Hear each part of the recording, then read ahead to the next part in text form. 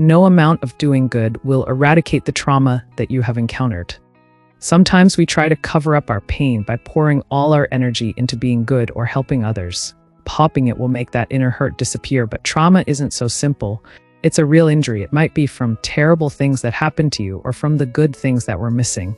It's a pain so deep that it often echoes throughout your life, showing up later in ways you might not expect.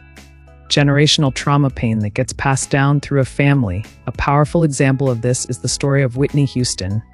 We may not know all she went through as a child, but we saw how her life unfolded. She ended up with a partner, Bobby Brown, and their relationship was marked by addiction and abuse. This story is bigger than just one person. It shows how cycles repeat. Tragically, Whitney died by suicide, and later, her daughter Bobby Christina died in a heartbreakingly similar way. Whitney's adopted son, who was also in a relationship with her daughter, died from an overdose. And Bobby Brown's other son, Bobby Brown Jr., also lost his life to drugs. This is what generational trauma looks like, a devastating cycle of addiction, grief, and loss that affects one generation after another. Our counseling clinic is being built to break these very cycles for our community. The cycle of barely getting by. The cycle of using substances to numb the pain. The cycle of depression feels like a life sentence. The cycle of suicide leaves those behind shattered.